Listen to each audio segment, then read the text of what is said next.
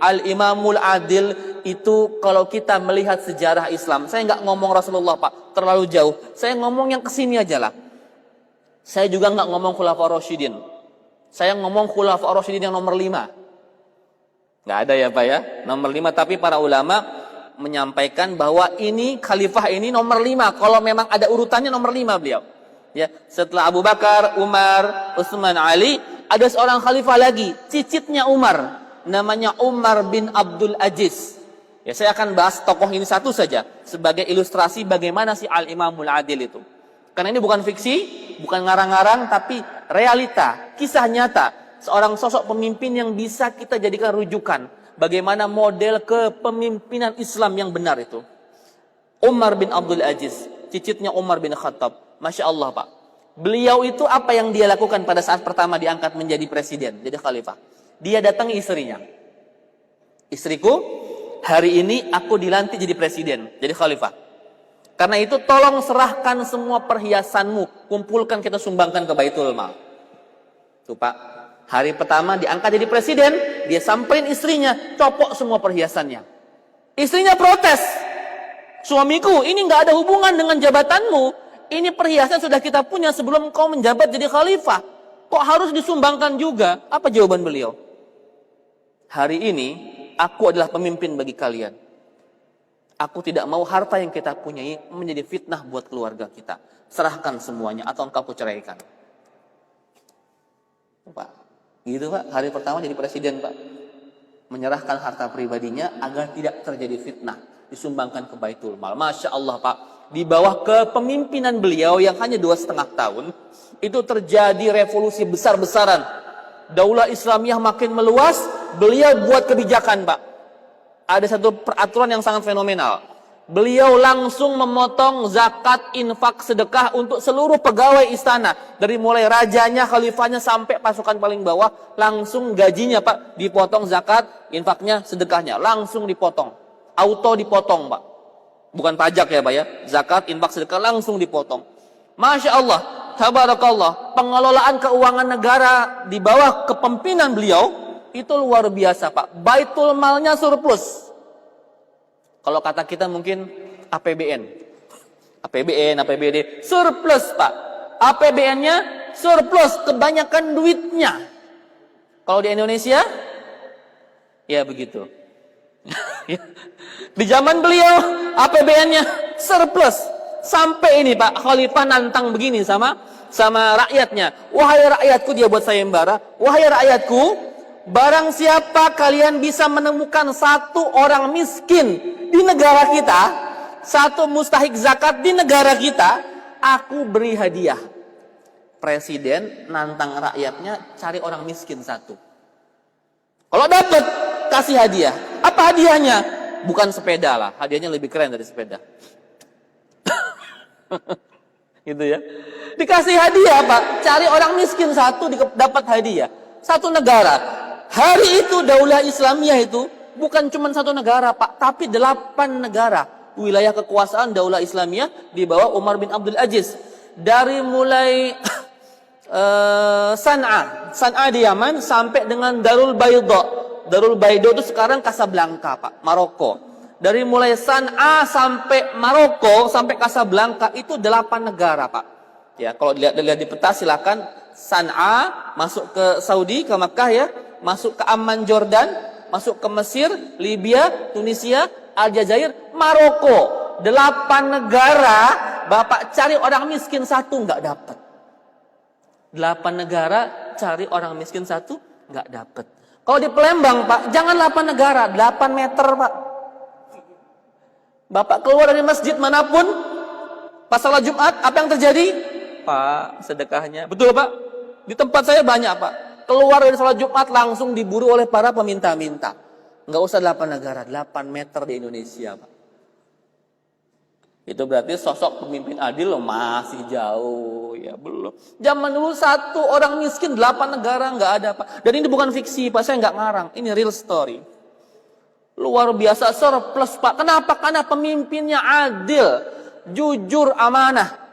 Ada kisah yang sangat mengharukan Pak. Suatu ketika Umar bin Abdul Aziz sedang menginspeksi gudang bahan makanan. Kalau kita mungkin gudang bulog ya Pak ya. Gudang sembako lah begitulah ya. Ada bahan makanan, ada buah-buahan segala macam numpuk di situ sedang diinspeksi. Ya, sedang dicek sama dia. Itu sedang panen apelnya Pak. Jadi buah apel itu begitu banyak terkumpul di gudang itu untuk siap dibagikan ke rakyat miskin. Tapi nggak ada orang miskin, pokoknya untuk dibagi-bagikan lah. Si khalifah itu bawa anaknya yang kecil untuk menginspeksi gudang. Karena apelnya banyak, ada yang jatuh, ada yang tercecer ke dekat anaknya. Ketika bapaknya sedang menginspeksi, mengawasi, anaknya itu anak kecil Pak, ngambil sebuah apel itu. Sebutir apel itu dia ambil, dia bersihkan, dia gigit Pak. Digigit sama anaknya khalifah. Satu, apelnya itu mungkin banyak sekali, tapi diambil satu Pak. Khalifah mengetahui itu, langsung dia samperi anaknya, dia bentak-bentak anaknya Pak. Anakku, keluarkan apel itu dari mulutmu sekarang. Muntahkan. Muntahkan. Dipaksa sama bapaknya, dikeluarin, tapi ambil nangis Pak. Anak kecil ya Pak ya. Nangis. Ya, anak segede adik ini mungkin apel sedang dimakan, suruh dimuntahkan. Dia ngadulah ke ibunya. Ibu, bapak galak gitu ya.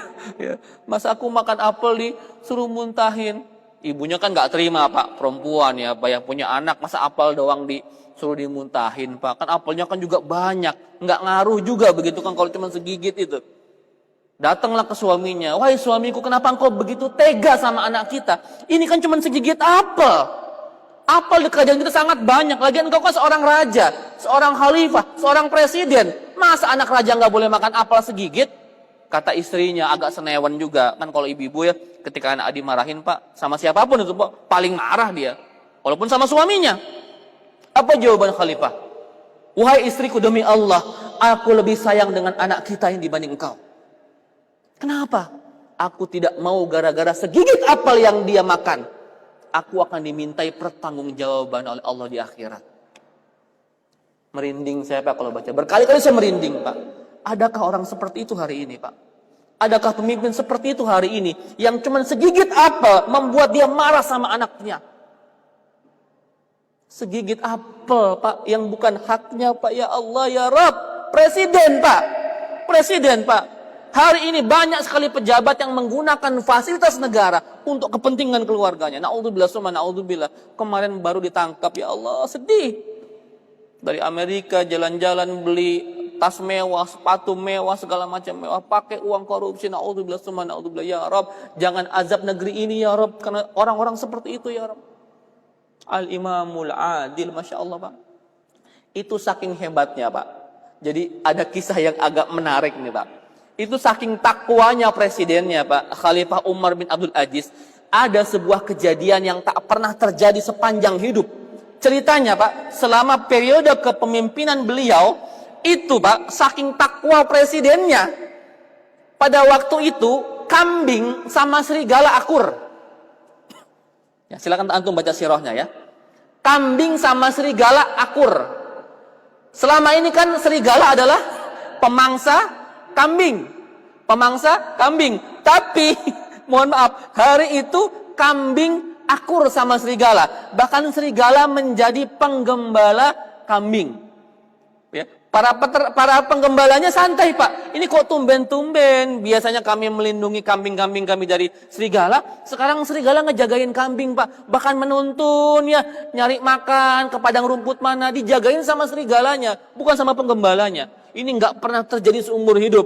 Akhirnya sang penggembala datang ke kerajaan, ke khalifah.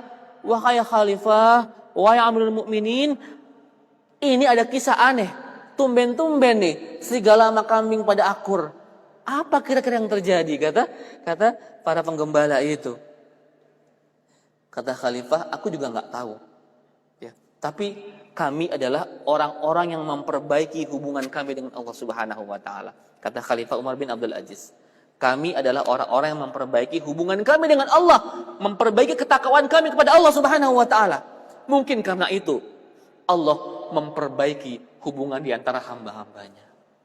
Insyaallah, Bapak sekalian, kalau kita takwa, kambing sama serigala aja akur. Ibu-ibu kalau punya anak bandel di rumah, bapak juga introspeksi diri Pak. berarti bapak sama ibunya kurang takwa.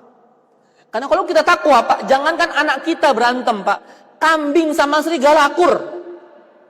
Kucing sama tikus mungkin akur. Anjing sama kucing mungkin akur. Gara-gara takwa. Berarti kalau anak kita, mohon maaf, suka berantem sama saudaranya, sama adiknya, sama kakaknya. Nah, ini bapak ibunya dicek ketakwaannya. Karena kalau bapak ibunya takwa, insya Allah anak-anaknya akur, Pak. Itu yang terjadi di zaman Khalifah Umar bin Abdul Aziz.